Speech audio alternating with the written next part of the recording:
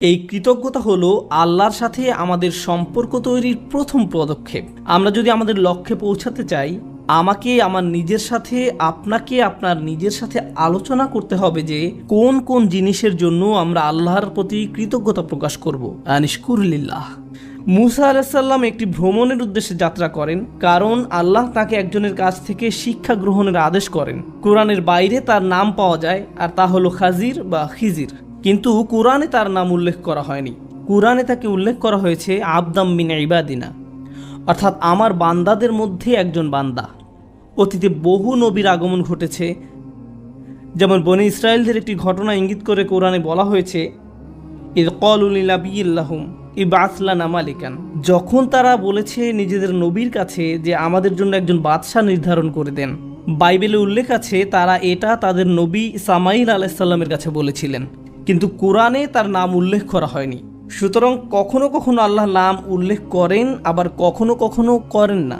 আমাদের প্রায় সকল আলেমদের মতে লোকমান নবী ছিলেন না, তাকে নবী হিসেবে বিবেচনা করা হয় না, তথাপি তার নাম উল্লেখ করা হয়েছে কোরআনে। প্রথমে যে বিষয়টি এখানে লক্ষণীয় তা হলো আল্লাহ এই ব্যক্তির নাম উল্লেখ করার মাধ্যমে তাকে বিশেষ মর্যাদা দিয়েছেন। রাসূলুল্লাহ সাল্লাল্লাহু আলাইহি সাল্লামের জীবনে এমন অনেক ঘটনা রয়েছে যেখানে আল্লাহ কোনো কোনো ক্ষেত্রে সাহাবীদের নাম উল্লেখ না করেই ওই ঘটনার বর্ণনা দিয়েছেন। আবু বকর রাদিয়াল্লাহু তাআলা আনহুর নাম উল্লেখ করা হয়নি, আল্লাহ শুধু বলেছেন ইয ইয়াকুলু লিসাহিবিহি লা তাহজান, যখন তিনি আপন সঙ্গীকে বললেন বিষণ্ণ হয়ো না। আল্লাহ এভাবে বলেননি যে যখন তিনি আবু বকরকে বললেন লা তাহজান। কারো নাম উল্লেখ করার মাধ্যমে আল্লাহর পক্ষ থেকে তাদের বিশেষ মর্যাদা প্রদান করা হয়। হযরত লুকমানকে কোরআনে এমনই একটি বিশেষ মর্যাদা দেওয়া হয়েছে। আমি আরেকটি বিষয় সবার দৃষ্টি আকর্ষণ করতে চাই। কোরআনের এই অংশে আল্লাহ আমাদের যে শিক্ষা প্রদান করেছেন তাকে হালকাভাবে নেওয়া যাবে না। এই ঘটনাগুলো ইতিহাসের এমন সব মুহূর্ত যা কোনো ঐতিহাসিকের পক্ষে লিপিবদ্ধ করা সম্ভব নয়। এই অনুচ্ছেদে যে ঘটনাটির বর্ণনা দেওয়া হয়েছে তা হলো একজন পিতা এবং তার সন্তানের মাঝে কথোপকথন। তো এই কথোপকথন হয়তো তাদের বাড়ির নির্জন পরিবেশে হয়েছে, অথবা তারা যখন একত্রে কোথাও ভ্রমণে বের হয়েছিলেন, বা একত্রে কোনো কাজ করার সময় তাদের আশেপাশে কেউ ছিল না, তখন কোনো রেকর্ডিং ডিভাইসও ছিল না। কত বিলিয়ন ট্রিলিয়ন সময় পিতামাতা তাদের বাচ্চাদের সাথে কথা বলেন, এমন ঘটনা প্রতিদিন ঘটে। এটা আমাদের জীবনের অংশ। তথাপি এই একটি আলোচনাকে আল্লাহ এত গুরুত্ব দিলেন যে মানবজাতি এই কথোপকথন থেকে কিয়ামত পর্যন্ত হিদায়াত পেতে থাকবে। তাই তিনি এই কথোপকথনকে কোরআনের অংশ করে দিলেন। এটা একটা বিরাট ব্যাপার।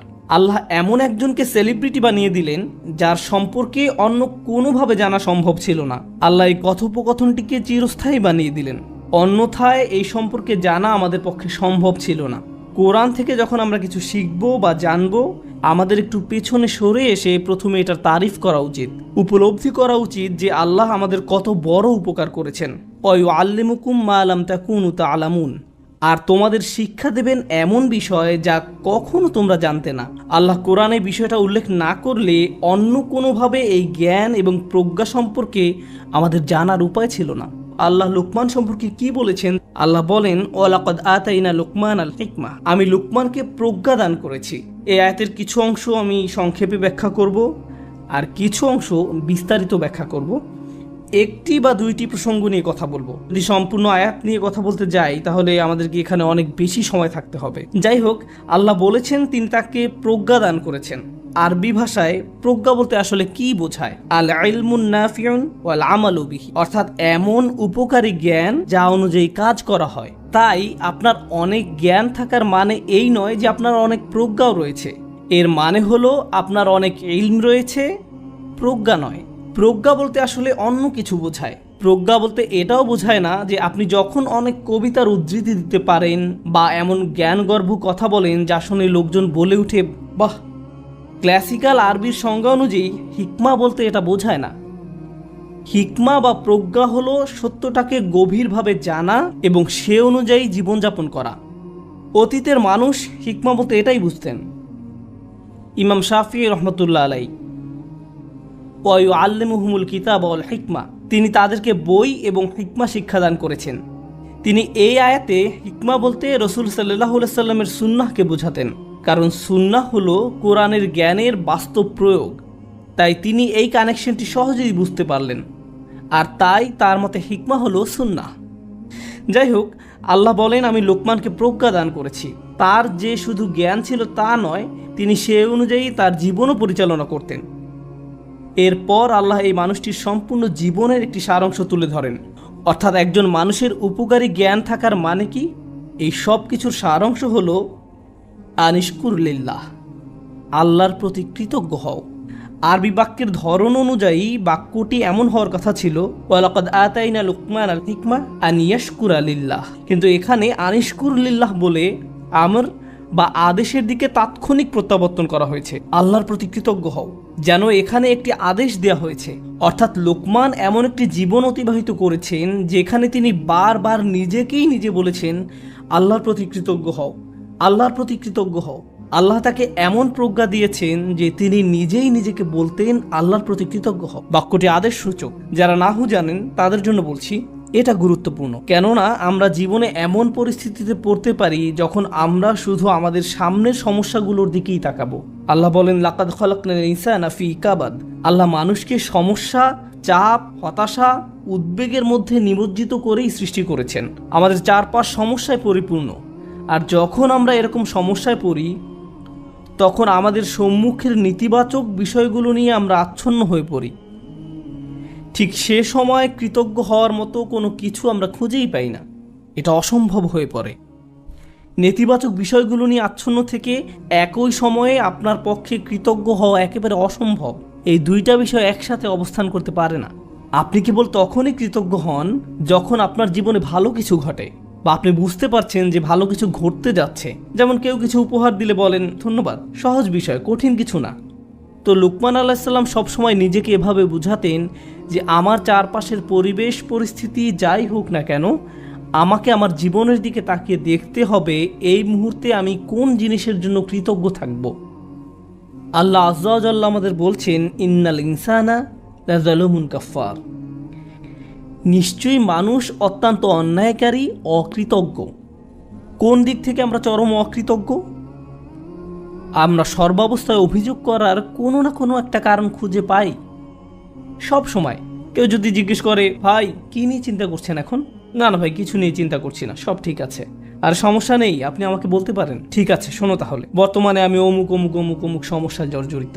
এভাবে আপনার সমস্যাগুলোর একটা বিশাল লিস্ট ধরে দিবেন তাকে। যেমন এখানকার পরিবেশ মারাত্মক গরম, আমি ক্যালিফোর্নিয়াতে বাস করতাম, এখন টেক্সাসের আবহাওয়া খুবই গরম, টাকার সমস্যা, স্বাস্থ্যকেন্দ্রিক সমস্যা, ব্যক্তিগত সমস্যা, শিক্ষা, চাকরি, এই নিয়ে সমস্যা। এভাবে নানান রকমের সমস্যার কথা আমরা তুলে ধরি। এভাবে চিন্তা না করে আপনি যদি একটু থেমে নিজেকে প্রশ্ন করেন, এই মুহূর্তে আমি কোন কোন বিষয়ের জন্য কৃতজ্ঞ থাকতে পারি। এটা আসলে কঠিন একটা অনুশীলন। আমি এই মুহূর্তে কিছুই চিন্তা করতে পারছি না। ইসলাম সম্পর্কে আপনার যতই জ্ঞান থাকুক না কেন, আপনার যত বড় দাড়ি থাকুক না কেন, বা আপনি যত শক্ত হিজাবই পরিধান করেন না কেন, এই কৃতজ্ঞ হওয়ার সাথে আমাদের বাহ্যিক ইসলামের কোনো সম্পর্ক নেই। এর সম্পর্ক আমাদের অন্তরের সাথে। আমি আপনি হয়তো কোরআনে হাফিজ হতে পারি, আমাদের সারা দুনিয়ার সকল জ্ঞান থাকতে পারে, কিন্তু সব সময় নেগেটিভ চিন্তা করার কারণে অন্তর থেকে কৃতজ্ঞতা বোধ হারিয়ে যেতে পারে। চলুন শুকর শব্দটি নিয়ে গভীরভাবে বোঝার চেষ্টা করি। শুকর হামদের চেয়ে ভিন্ন। কোরআন শুরু হয়েছে আলহামদুলিল্লাহ দিয়ে। হামদ শব্দটি দিয়ে দুটি বিষয় বোঝায়, বিষয়টি মনে রাখুন। আমি জানি খুতবায় আমি অনেক কিছু বলি, তার থেকে কিছু বিষয় এখান থেকে চলে যাওয়ার পরেও মনে রাখুন। সেরকম একটা বিষয় হলো, হামদ দিয়ে দুটি বিষয় বোঝায়, প্রশংসা এবং কৃতজ্ঞতা। প্রশংসা এবং কৃতজ্ঞতা এর মানে কি? আপনি যখন পাশ দিয়ে একটি সুন্দর গাড়ি চলে যেতে দেখেন, হয়তো বলে ওঠেন, গাড়িটা অনেক সুন্দর।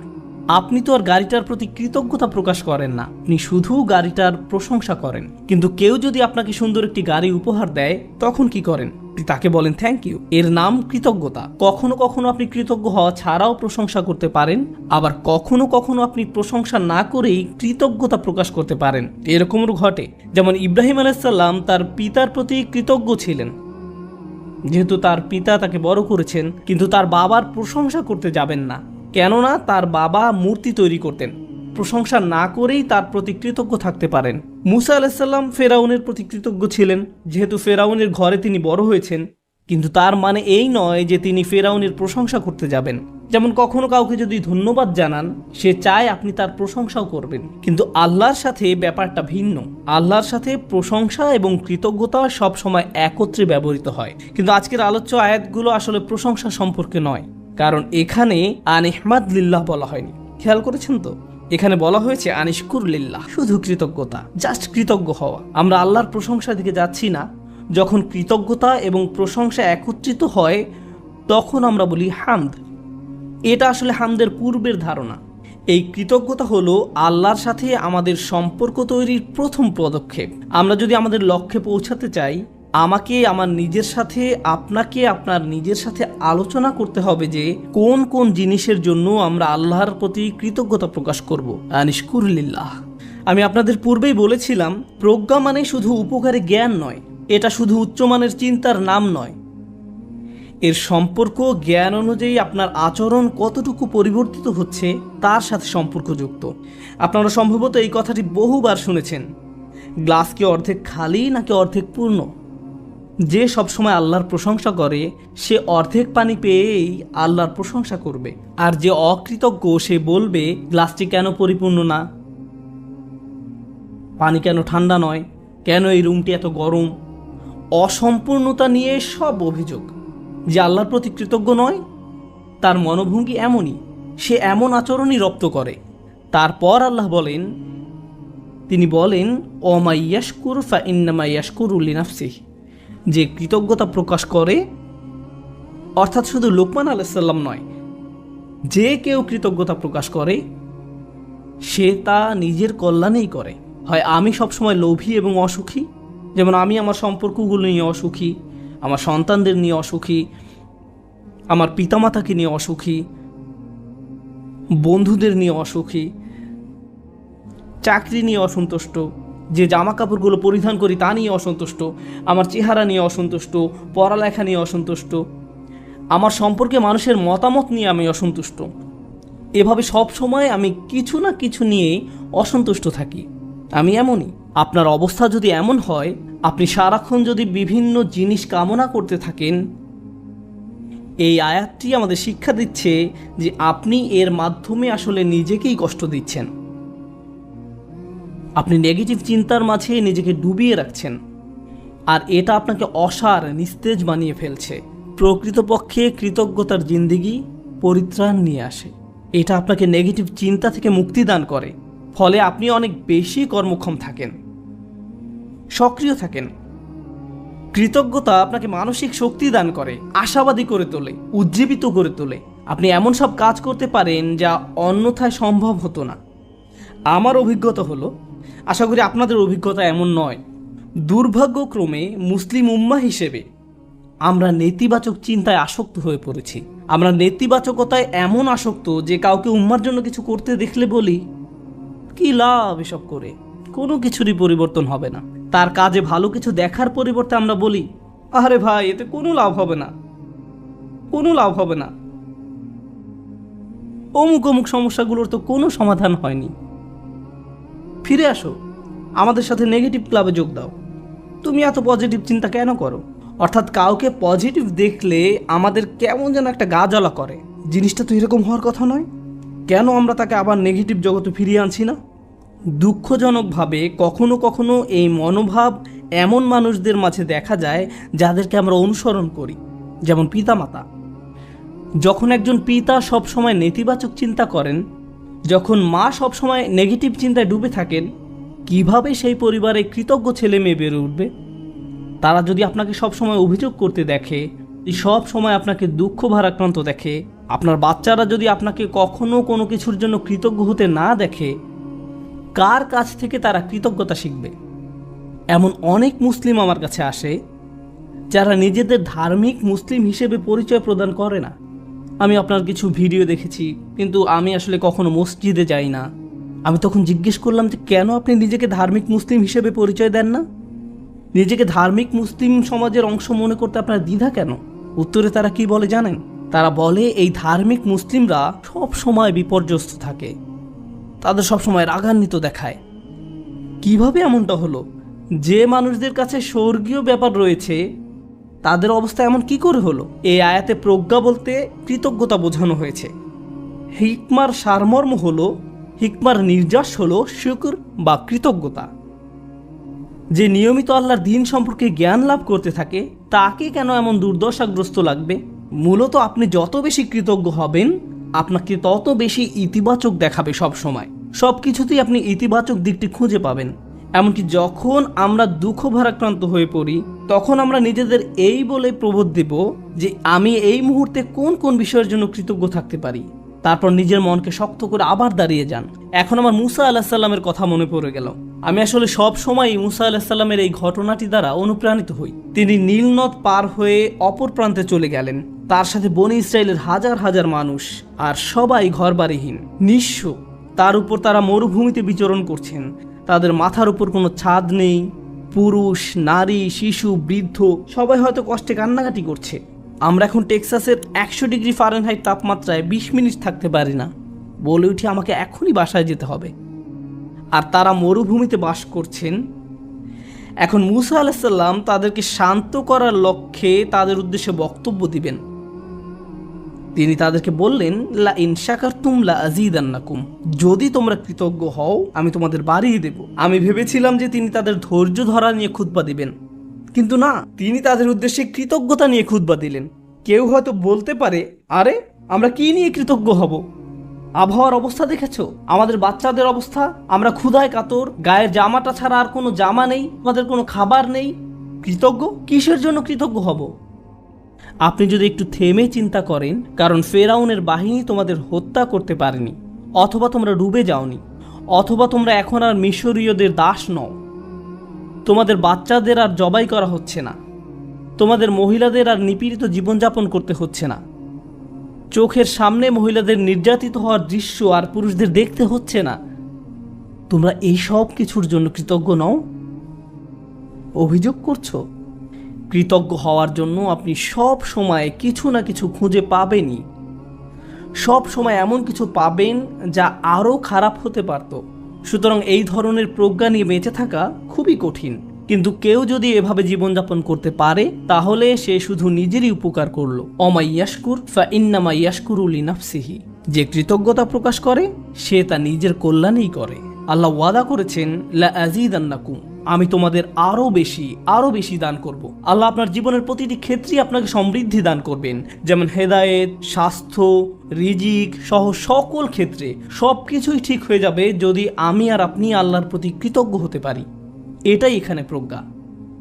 তারপর তিনি বলেন, ওমান কাফারা ফা ইন্নাল্লাহা গানিয়্যুন হামিদ, আর যে কৃতজ্ঞ হয় আল্লাহ অভাব মুক্ত। আল্লাহ হলেন গানি এবং হামিদ, তিনি ধনী এবং প্রশংসিত। অর্থাৎ আপনার প্রশংসা তার দরকার নেই, মানুষের প্রশংসার দরকার হয়, কিন্তু আল্লাহর প্রশংসার দরকার নেই। কিছু মানুষ বলে, কেন আমি তার প্রতি কৃতজ্ঞ হব?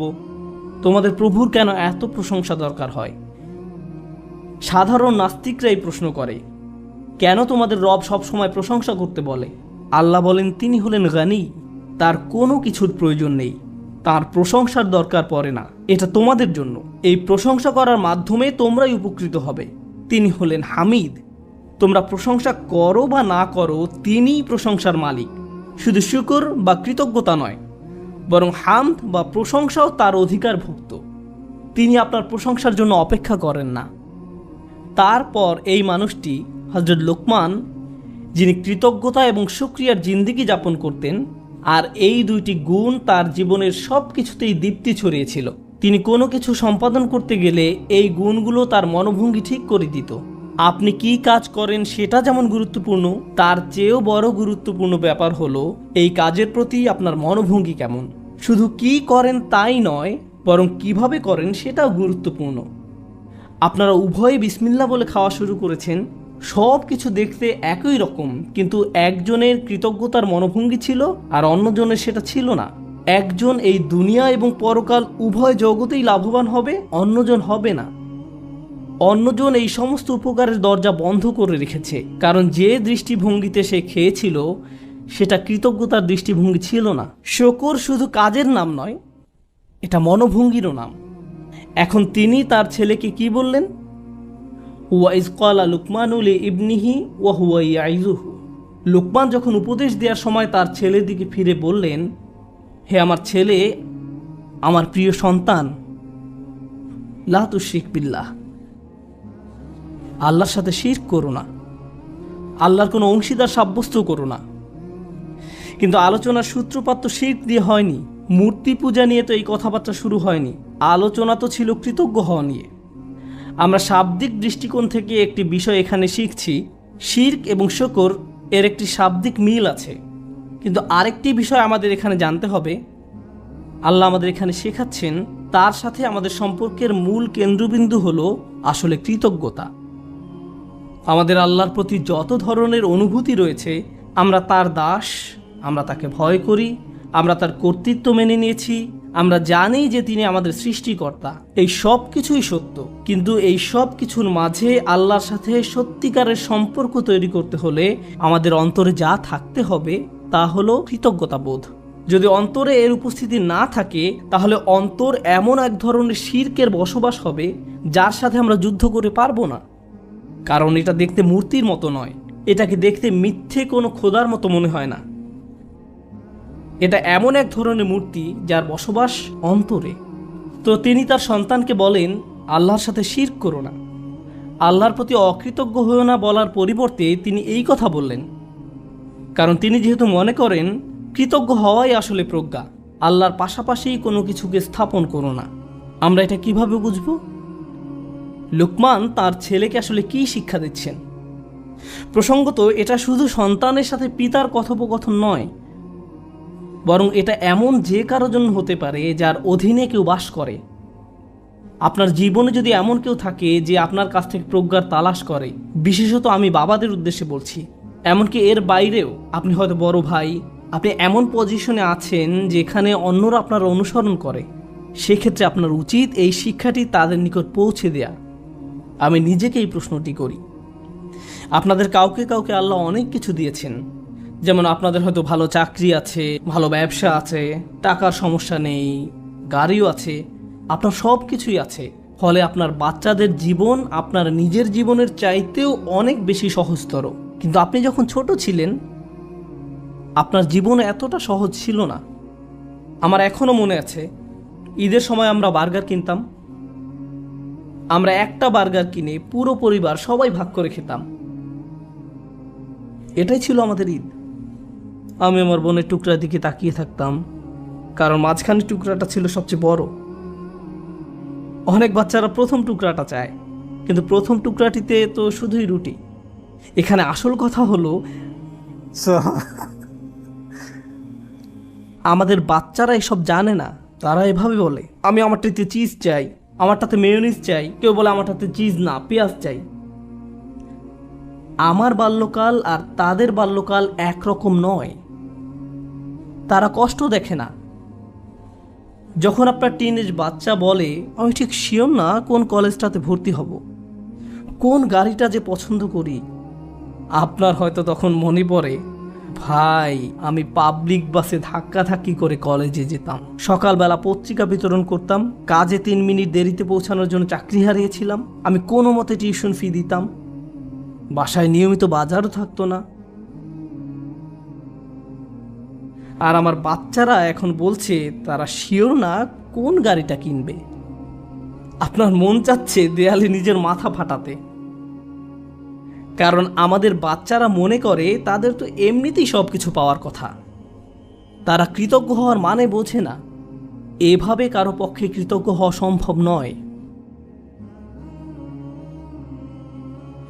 আমাদের উচিত আমাদের বাচ্চাদের টাকার মূল্য শেখানো। তাদেরকে উন্নত জীবন দেওয়ার মানে এই নয় যে তাদেরকে ভালো মানের অ্যাপার্টমেন্ট দিবেন। আপনি হয়তো অতিরিক্ত দিয়ে তাদের ধ্বংস করে দিয়েছেন। আপনার বাসা যদি খেলনায় পরিপূর্ণ থাকে আর তারা শুধু আরও নতুন নতুন খেলনা চায়, 2 দিন আগে কিনে দিয়েছেন সেটা ময়লার বাক্সে, তাহলে এই সব শেখার মানে কি? এই তিলাওয়াতের অর্থ কি? আনিশকুর লিল্লাহ মানে বাবা হিসাবে আপনাকে কৃতজ্ঞতার জীবনযাপন করতে হবে, এবং আপনি আপনার সন্তানকে কাজের গুরুত্ব বুঝাবেন, রিজিকের গুরুত্ব বুঝাবেন, তাদের যা আছে তার গুরুত্ব বুঝাবেন। তারা যেন যা নেই তা নিয়ে অসন্তুষ্ট হয়ে না থাকে। ঈদের সময় বাচ্চারা ধনী হয়ে যায়। এই সময়টা ছিল আমাদের বাচ্চাদের কৃতজ্ঞতা শেখানোর একটা সুযোগ। কারণ রমজানের আয়াতের শেষে আল্লাহ কি বলেছেন? যেন তোমরা কৃতজ্ঞ হতে পারো। তুমি কত পেয়েছো?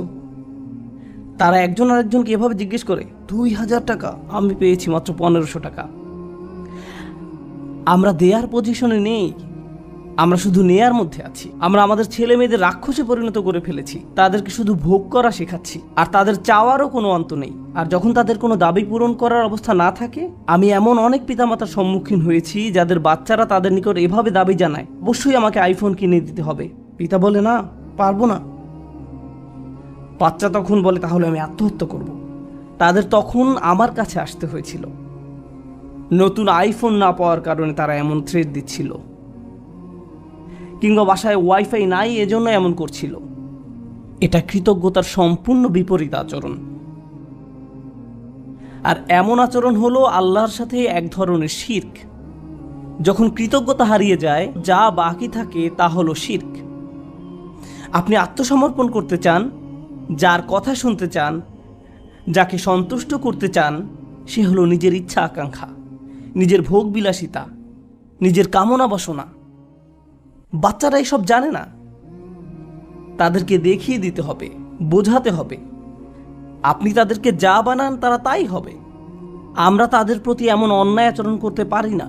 আপনার টাকা আছে বলেই যে তাদের সব দাবি পূরণ করতে হবে এমনটা নয়। অবশ্য বিপরীত অবস্থাও আছে। অনেক পিতামাতা তাদের বাচ্চাদের কিছুই কিনে দেয় না, তারপর তারা এই খুতবা ব্যবহার করে। না, এটা করবেন না। অবতাগি বাইনা যালিকা সাবিলা, মধ্যম পন্থা অবলম্বন করুন। আমি আরেকটা ব্যাপারে দৃষ্টি আকর্ষণ করতে চাই, কারণ বিষয়টা গুরুত্বের দাবি রাখে। আমাদের বাচ্চাদেরকে দায়িত্ববোধ শেখাতে হবে। তারা যখন টিনেজ বয়সে পৌঁছায়, তাদেরকে বাসার ছোটখাটো কিছু কাজ করতে দিন। তাদেরকে বাসার কাজে কিছুটা অবদান রাখতে দিন। তারা যদি এর বিনিময়ে চায়, তাহলে বলুন, তুমিও এই বাসায় থাকো, এখানেই ঘুমাও, তোমাকেও কিছুটা দায়িত্ব নিতে হবে। আপনার বাচ্চাদেরকে দায়িত্ববোধ শেখান, কোনো কিছুর বিনিময়ে না, টাকার বিনিময়ে নয়, অথবা মাস শেষে তাদেরকে নতুন গেম কিনে দিবেন বলেও নয়, কোনো কিছুর বিনিময়ে না। যদি আমরা সব সময় এমনটা করি, যদি তাদেরকে শুধু ভোগ করতে শিখাই, আর তারা শুধু আপনার নিকট বিনিময় চাইতে থাকে, এটা করলে আমাকে কি দিবা, ওটা করলে আমাকে কি দিবা, যদি আপনার বাচ্চাদের আল্লাহর প্রতি কৃতজ্ঞ হতে না শেখান, তাহলে কিভাবে তারা আপনার প্রতি কৃতজ্ঞ হবে? এই দুইটা বিষয় কি সম্পর্কযুক্ত নয়? আল্লাহ বলছেন, আনিশকুরলি ওয়া ওয়ালিদাই, আমার প্রতি ও তোমার পিতামাতার প্রতি কৃতজ্ঞ হও। এই দুইটা ব্যাপার সম্পর্কযুক্ত। আমরা যদি আমাদের সন্তানদের তাদের যা আছে তার জন্য আল্লাহর প্রতি কৃতজ্ঞ হতে না শেখাই, তাহলে আমি আপনাদের গ্যারান্টি দিয়ে বলছি, তারা স্বাধীন হয়ে যাবে। যখনই তারা স্বনির্ভর হয়ে যাবে, তারা আলাদা হয়ে যাবে। আপনার কলের কোনো জবাব দেবে না, মেসেজের কোনো উত্তর নেই। তারা আপনাকে উপেক্ষা করে, অগ্রাহ্য করে, যখন তখন বাসা থেকে বের হয়ে যায়। আপনি তখন ভাবেন, কি হলো এই বাচ্চার? আমি তার জন্য সব কিছু করলাম, আমি সারা জীবন তোমাকে দিয়ে গেলাম, এখন তুমি আমাকে কিছুই দিচ্ছ না। হ্যাঁ, কারণ এখন আর আমার আপনাকে প্রয়োজন নেই। আপনার কি প্রয়োজন আর? আমি স্বাধীন, ওই লেনদেন তো শেষ হয়ে গেছে, ধন্যবাদ, বাই। এখন আমরা তাজ্জব হয়ে বসে আছি, কিন্তু সম্ভবত আমরাই তাদেরকে নষ্ট করে ফেলেছি। মানে অতি ভালোবাসা দেখিয়ে আমরা তাদের ধ্বংস করে ফেলেছি। ইন্নামা আমওয়ালুকুম ওয়া আওলাদুকুম ফিতনা, আল্লাহ একটি কারণে এই কথা বলেছেন। তোমাদের সম্পদ এবং সন্তান সন্ততি তোমাদের জন্য একটি বড় পরীক্ষা। বিশেষত ছেলে মেয়েদের পেছনে যদি নিয়ন্ত্রিত উপায়ে টাকা পয়সা খরচ করা না হয়, তাহলে তারা বিশাল এক পরীক্ষার বিষয়ে পরিণত হবে। মাঝে মাঝে বাচ্চাদের কোনো কিছু কিনে দেওয়া উত্তম, মাঝে মাঝে তারা যা চায় তা না দেওয়া উত্তম, মাঝে মাঝে তাদের থেকে দূরে সরিয়ে রাখা উত্তম। এটা গুরুত্বপূর্ণ। এটা শুধু পুঁথিগত বিদ্যা নয়, শুধু আলহামদুলিল্লাহ বলা শেখালেই হবে না, এই শিক্ষার উপরে জীবনযাপন করতে হবে। এজন্যই আলোচনাটি শুরু হয়েছে এই বলে, ওয়ালাকাদ আতাইনা লুকমান আল হিকমা, আমি লুকমানকে প্রজ্ঞা শিক্ষা দিয়েছি, বাস্তব জ্ঞান, বাস্তব শিক্ষা। কিভাবে কৃতজ্ঞ থেকে জীবন কাটাতে হবে সেই শিক্ষা। আমাদের বাচ্চারা কতবার তাদের জামা কাপড় ভাঁজ করে, ধৌত করে, আমরা তাদের কিভাবে কৃতজ্ঞতার শিক্ষা দেব? যখন তাদের সব কিছু আমরাই করে দেই, মনে হয় যেন ঘরের মধ্যে ছোট ছোট ফেরাউন দৌড়াদৌড়ি করছে। আর বলছে আমি সবচেয়ে বড় রব, أنا ربكم الأعلى। আজ আমি বার্গার খাবো না, পিৎজা খাবো, আমাকে এটা দাও ওইটা দাও। আমরা তাদের এমন বানিয়ে ফেলেছি। এটা তাদের দোষ নয়। আমাদের সন্তানরা যখন নষ্ট হয়ে যায়, এই জন্য নয় যে তারা শয়তান, এর কারণ হলো আমরা তাদের সঠিক শিক্ষাটা দিচ্ছি না। প্রজ্ঞা থাকার মানে হলো আপনি আপনার সন্তানদেরকে সঠিক নিয়মে বড় করেন, আপনি তাদের আকাঙ্ক্ষাগুলো নিয়ন্ত্রণের চেষ্টা করেন। বাচ্চাদের এই নিয়ন্ত্রণটি নেই। আমাদেরকে ভালোবাসার সাথে তাদের ভিতরে এই অনুভূতি তৈরি করে দিতে হবে। আয়াতটি শুরু হয়েছে ইয়া বুনাইয়া দিয়ে, আমার প্রিয় ছেলে, অর্থাৎ বাবা অত্যন্ত আদর মাখা কণ্ঠে তার বাচ্চার সাথে কথা বলছেন। আপনি এর উল্টাভাবে শুরু করতে পারেন না, এই বাসার সবাই শোনো, আমি মাত্র জুমা থেকে আসলাম, বাসার সব কিছু এখন অন্য নিয়মে চলবে। এভাবে না। ভালোবাসার সাথে সুন্দরভাবে করুন, তাদের সাথে কথা বলুন, তাদেরকে বুঝান যে তাদের আচরণ পরিবর্তন করতে হবে। আমাদের মাঝে না দেখলে তারা এটা শিখবে না। যদি আমি খাবার ফেলে দিই, ক্ষুধা লাগলে রেস্টুরেন্টে গিয়ে অপ্রয়োজনীয় অর্ডার করি, এরপর অল্প একটু খেয়ে বলি আমি আর পারবো না, আর সন্তানকে বলি খাবার শেষ করো, খাবার শেষ করো, তারা শিখবে না, তারা শিখবে না, তারা ফেলে দিবে। আপনার জীবনটা যদি অকৃতজ্ঞতায় পূর্ণ থাকে, তাহলে এটা অনেক বড় একটা সমস্যা। এজন্যই অবিশ্বাস এবং অকৃতজ্ঞতা প্রকাশে একই শব্দ ব্যবহার করা হয়েছে, একই শব্দ ব্যবহার করা হয়েছে। কুফর বিল্লাহ মানে হলো আল্লাহকে অবিশ্বাস করা, আর কুফরান বিন নিয়ামাহ মানে নিয়ামতকে অস্বীকার করা, অকৃতজ্ঞ হওয়া। একই শব্দ। আল্লাহর নিকট কাফের আসলে দুইটা জিনিস। ভাবতে পারেন, এমন ব্যক্তি যে আল্লাহকে অস্বীকার করে এবং যে আল্লাহর প্রতি অকৃতজ্ঞ। এই জন্য যে ব্যক্তি আল্লাহর প্রতি কৃতজ্ঞ থাকে, তার পক্ষে শিরক করা অসম্ভব। কারণ আপনি যদি আল্লাহর প্রতি সুধারণা পোষণ করেন, আপনি শিরক করতে পারবেন না। আমাদেরকে তার প্রতি অকৃতজ্ঞ হওয়ার শিরক থেকে রক্ষা করুন। আল্লাহ আযজা ওয়া জাল্লা আমাদেরকে কৃতজ্ঞ থেকে জীবন পার করার সামর্থ্য দান করুন এবং আমাদেরকে সেসব মানুষদের অন্তর্ভুক্ত করুন যারা তাদের সন্তানদেরকে কৃতজ্ঞ হওয়ার শিক্ষা দান করে। বারাকাল্লাহু লি ওয়া লাকুম। আসসালামু আলাইকুম ওয়া রাহমাতুল্লাহ।